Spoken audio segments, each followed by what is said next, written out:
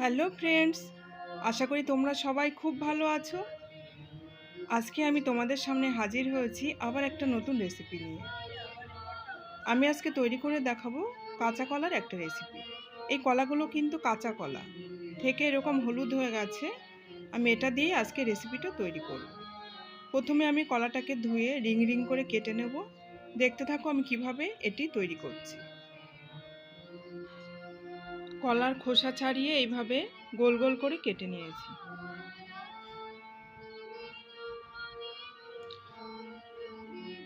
কলাগুলোকে ধুয়ে আমি নুন হলুদ মেখে রেখেছি। এবার এগুলোকে একটু ফ্রাই করে নেব।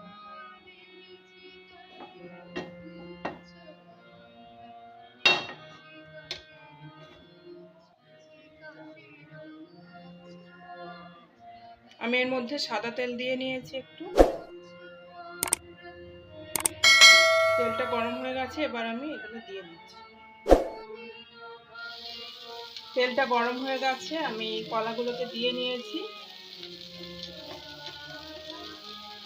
আমি এগুলোকে একটু ফ্রাই করে নেব। কলার দুই দিকে প্রায় ভাজা হয়ে গেছে, আমি এবার নামিয়ে নেব। এখানে একটা মশলা তৈরি করে নিয়েছি। আদা, পেঁয়াজ, রসুন আর দুটো কাঁচা লঙ্কা দিয়েছি, একটু হলুদ আর টক দই। এখানে 2 টেবিল স্পুন টক দই আছে। এটাকে ভালো করে মিশিয়ে নেব।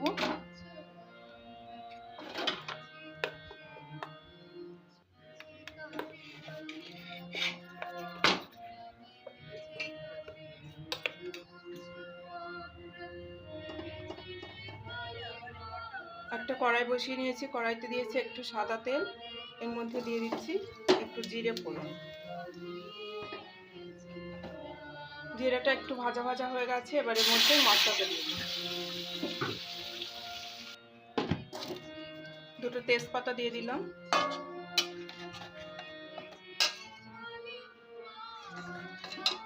এবার এর মধ্যে আমি দুটো কাঁচা লঙ্কা চেরা দিয়ে দিলাম। খুব বেশি টকটকে কালার আমি করবো না, একটু সাদা সাদা মতোই হবে। এবার আমি ভাজা কলাগুলোকে দিয়ে দিচ্ছি।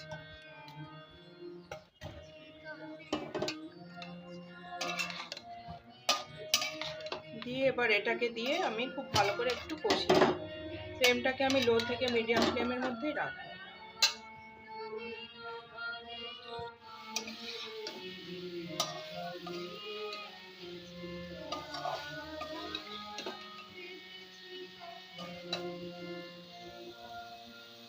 এটা একটু ভালো করে কষিয়ে নিয়েছি। আমি কিন্তু এই মশলা ধোয়া জলটাই অল্প করে করে দিয়ে আমি এটাকে কষিয়েছি।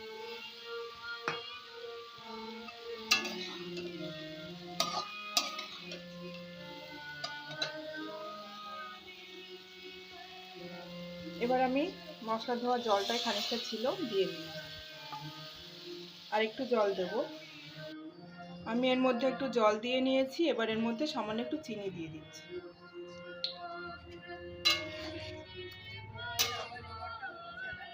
এটা ভালো করে ফুটে উঠুক, একটা ঢাকা দিয়ে দিচ্ছি। ঢাকাটা খুলে নিয়েছি, এটা হয়ে গেছে, একদমই নরম হয়ে গেছে।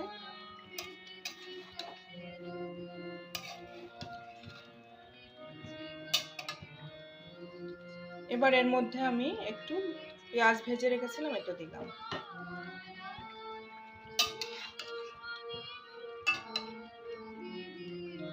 এর মধ্যে দিচ্ছি খুবই সামান্য একটু গরম মশলা গুঁড়ো, আর দিচ্ছি খুব সামান্য একটু ঘি, খুব সামান্য।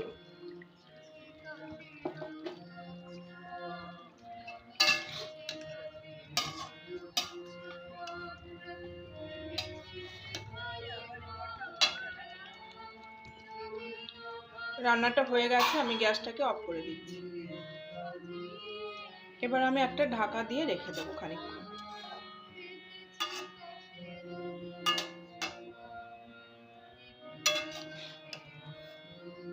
আর খুব অল্প তেল মশলাতেই আমি এই রেসিপিটা তৈরি করেছি। আমার আজকের রেসিপিটা তোমাদের কাছে কেমন লেগেছে অবশ্যই জানাবে।